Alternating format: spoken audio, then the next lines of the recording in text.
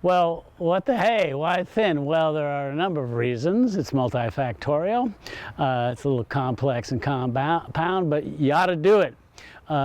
If you let too much fruit set on a tree, you'll get small, crummy apples. Not really a commodity you want to go after.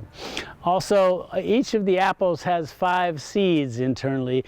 These seeds put out a plant growth regulator that saturates back down into the fruit bud, and fruit buds on apples live for a number of years. And it sends a chemical message, which is, basically, don't make fruit buds next year. So if you let too much fruit set on a tree this year, you're going to fall into what's called an alternate bearing pattern.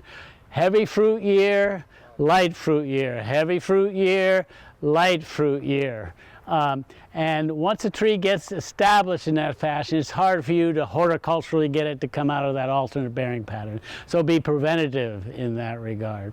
The other thing about too many fruit too close together is, in addition to small crummy apples, not a big market for that, is that any place that a fruit touches, it's a perfect spot for one of the primary pests of apples, the codling moth, to come and lay their eggs in there because it's protected from predators. So in a nutshell, assess your crop, your fruit set, and thin, thin, thin. Here we are with a nice young 2-year-old Hudson Golden Gem apple. Maybe one of the best, the sweetest, the highest flavored of all the russeted apples. One of my faves, yeah. And we've got a pretty big bloom. We're just at and just past petal drop. Some are still blooming. Some have dropped their petals, and lo and behold, some have set a cluster of fruits. In this instance, 1, 2, 3, 4, 5, 6, 7, 8. Not atypical for an apple which has compound fruit buds. That is, they will set a cluster of apples, 2, 6, 8, variously, and they also will have a little short vegetative shoot. The emphasis here, though, is on fruit.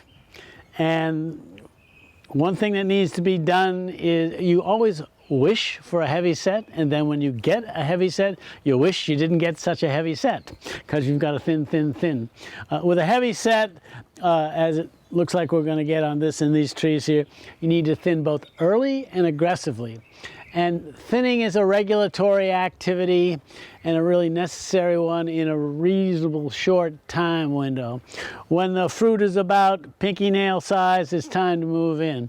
And it goes to a principle basic plant physiology about resource allocation. That is, what is the flow of water and nutrients from the soil up and throughout the tree and to the fruit? You want more flow through fewer outlets. And by outlets, I mean the number of apples that you will keep on the tree. So you don't want this. What you want is to thin down to 1 apple per cluster. And that'll get you big apples. Yeah, I mean, you could ask and answer the question, do you want 100 on a full-size tree, say 150 10-ounce apples in the case of the Mutsu? Or do you want 300 4-ounce apples? And there's no need to answer my rhetorical question here. You want the former, not the latter. So you want a moderate amount of good-sized apples.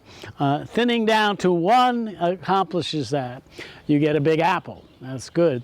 You also get sunlight on all of the apple, and sunlight encourages color and also brings up sugar and nutrition in the fruit. So it's a pretty simple manual procedure, and yet there's some dexterity and skill, fine motor stuff involved. Let me just note, sadly, maybe, I don't know, conventional fruit growers use sprays to thin. They chemically thin their fruit.